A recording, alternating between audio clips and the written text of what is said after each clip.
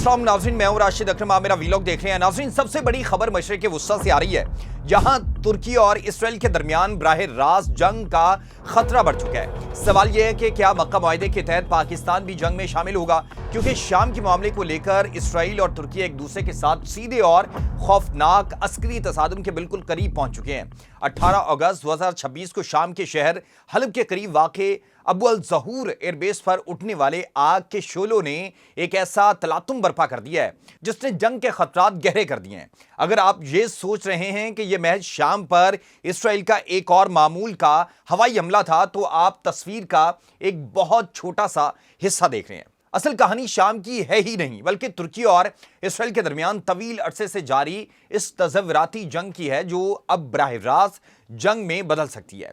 इस मामले में मक्का दिफाई मुआहदे का जिक्र क्यों किया जा रहा है और क्या पाकिस्तान इस जंग का हिस्सा बन सकता है, इस वीडियो को आखिर तक देखिएगा। नाज़रीन इकराम, 2024 के इख्तिताम पर बशारुल असद का इक़्तिदार खत्म हुआ और दमिश्क में सदर अहमदुल शरा की नई हुकूमत ने बागडोर संभाली। नई शामी हुकूमत को संभाला देने के लिए तुर्की ने अपने तमाम तर अस्करी और सिफारती वसाइल आगे बढ़ाए।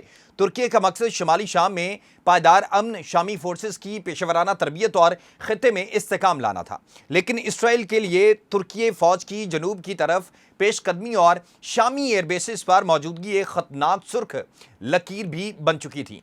फिर मंगल 18 अगस्त का वो दिन आया जब इसराइल के जंगी तैयारों ने अदलब और हलब के करीब अबू अल ज़हूर एयरबेस पर यके बाद दीगरे 8 हौलनाक हमले किए। इस एयरबेस की सबसे बड़ी अहमियत यह है कि ये तुर्की की सरहद से महज 70 किलोमीटर के फासले पर वाक़ है। इसराइली वज़ीर दिफा इसराइल काटिज़ और वाशिंगटन में इसराइली सफ़ीर येल लेटर ने मौक़िफ़ अपनाया कि तुर्की ने इस एयरबेस पर अड्डा कायम करके इसराइली सिक्योरिटी के साथ मुआहिदों की खिलाफवर्जी की थी। इसराइल ने तुर्क सदर रजब तय्यब एर्दोगान को खबरदार किया कि वो इसराइल के अज़ाइम का इम्तिहान ना ले, मगर असल कहानी का सनसनीखेज़ और गैर मुतवक्के रुख उस वक्त सामने आया जब हमले से महज चंद दिन पहले शामी वज़ीर ख़ारजा असदुल शेबानी और मोसाद के नए सरबराह रोमन गोफमन के दरमियान बराह रास्त टेलीफोन पर बातचीत हुई। शाम ने अमरीकी मीडिएटर्स के जरिए इसराइल को यकीन दहानी करवाई थी कि अबू अल ज़हूर एयरबेस की बहाली का मकसद सिर्फ शामी एविएशन की बेहतरी और फौजी तरबियत है। और शाम ने तो तनाज़े से बचने के लिए उर्दन में एक मुश्तरका राब्ता मरकज़ भी कायम कर रखा है और उस हवाले से तजवीज़ भी दी थी। लेकिन इसराइल ने इन तमाम सिफारती पेशरफ्तों को मुस्तरद करके एयरबेस के रनवे पर गोलाबारी कर दी। सवाल यह भी है कि शाम इस हमले पर क्यों खामोश है। तजियाकारों के मुताबिक नई शामी हुकूमत अभी तामीर नौ के नाजुक मरहले से गुजर रही है। वो इसराइल के साथ खुली जंग छेड़कर अपना बचा कुचा ढांचा भी तबाह नहीं करवाना चाहती। दूसरी तरफ तुर्क सदारती तर्जमान बुरहानुद्दीन दुर्रान ने इंशाफ किया कि इसराइली वज़ीर आज़म नेतन्याहू अपनी दाखिली सियासी नाकामियों और आने वाले इलेक्शन का दबाव कम करने के लिए मशरिक़ वुस्ता को आग में झोंक रहे हैं। लेकिन तुर्की इस चालाक जाल में कभी भी फंसने वाला नहीं है। इसी दौरान एक बड़ा इंकशाफ सामने आता है कि वो ये है कि मक्का दिफाई मुआहिदा मुस्लिम ममालिक के माबैन कायम होने वाले इस दिफाई फ्रेमवर्क का बुनियादी नुक्ता यह है कि अगर किसी एक रुकन इस्लामी मुल्क की खुदमुख्तारी पर वजूदी खतरा मंडलाएगा तो दीगर मुआहिदा ममालिक अस्करी, इंटेलिजेंस और लॉजिस्टिक ताउन फराहम करेंगे। अब सवाल ये पैदा होता है कि क्या इस मुआहिदे के तहत पाकिस्तान भी तुर्की की इस जंग में खुलेआम शामिल हो जाएगा। तजियाती माहिरीन का मानना है कि पाकिस्तान की शमूलियत से मुराद फौरी तौर पर अपनी फौज मैदान में उतारना हरगिज़ नहीं है। अगर इसराइल और तुर्की में बाकायदा जंग छिड़ती है तो पाकिस्तान मक्का दिफाई मुआहिदे और अपने देरीना दिफाई ताल्लुकात के तहत तुर्की को जदीद इंटेलिजेंस, ड्रोन और हथियारों की बैकअप सप्लाई और आलमी सतह पर सिफारती तहफ़्फ़ुज़ देगा।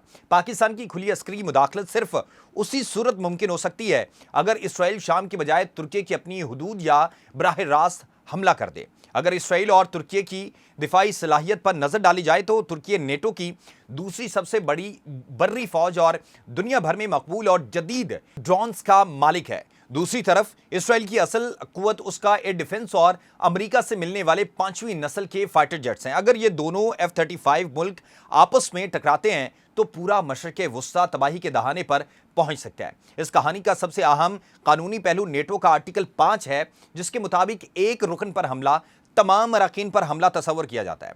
अगर ये समझे कि इसराइल तुर्की की सरजमीन पर हमला करता है तो अमेरिका समेत नेटो कानूनन तुर्की की हिफाजत का पाबंद होगा। इसीलिए इसराइल शाम की हदूद में कार्रवाई कर रहा है ताकि वो नेटो की छतरी से बाहर रह सके। लेकिन इसराइल के इस हमले ने अमेरिका पर दबाव भी बढ़ा दिया है। अमेरिका ने इसराइल की इस कार्रवाई को बिलाजवाज और इश्तियाल अंगेज करार दिया है, जबकि अमरीकी सदर डोनाल्ड ट्रंप की इंतजामिया और सफीर टॉम बैरक दोनों मुल्कों के दरमियान मामलात सुलझाने की कोशिश भी कर रहे हैं। लेकिन शवाहिद ये बता रहे हैं कि मशरक़ वुस्ता इस वक्त बारूद की एक ऐसे ढेर पर खड़ा है जहां एक छोटी सी चंगारी भी तबाही ला सकती है।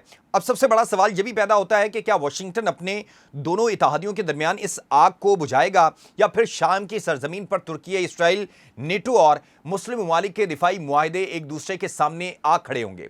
आपके ख्याल में क्या तुर्की को इसका जवाब देना चाहिए? अपनी राय कमेंट सेक्शन में लाजमी दें और चैनल को सब्सक्राइब करना मत भूलिएगा।